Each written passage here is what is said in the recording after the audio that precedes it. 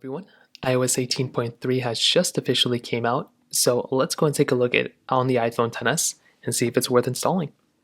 Now, number one, this update did come out to a pretty big size. I hope I took a screenshot of it, and I guess I did not, but it was a pretty big size when it officially came out. I did install the RC, so if you go and take a look at it, what it could look like for you, as you can see, it would be about, 321.9 megabytes coming from the RC.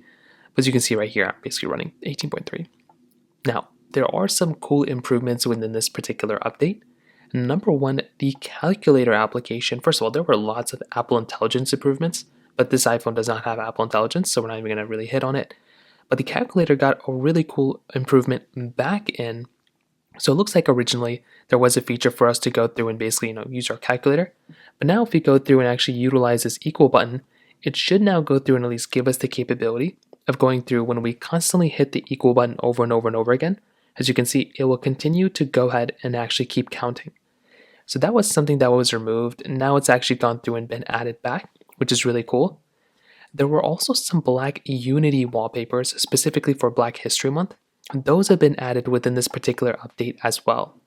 So if you wanted to take advantage of those, if you have updated to the most recent version, possibly not quite the RC, I guess it's not on the RC, but in the official version, you should be able to see these Black Unity wallpapers that are now available, which that in and of itself is another really cool thing.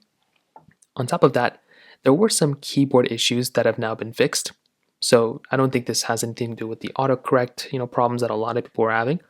But it looks like with the keyboard, sometimes there could have been some problems with the keyboard, might just randomly kind of pop away if you're doing some sort of Siri request. So that has now been fixed, which is really cool. And also, within Apple Music, there may have been some issues that when you're going through and if the song ends or something like that, the song may just stop working or the sound may just not work for you. That has now been fixed within Apple Music as well.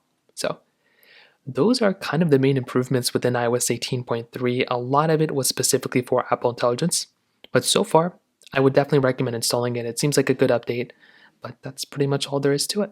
If you have any other thoughts or questions, please let me know in the comment section below. Hit the like button, that'll mean so much, but definitely hit that subscribe button. More importantly than everything else, I love every single one of you guys. Hopefully I'll catch you guys in the next video. Peace out till then.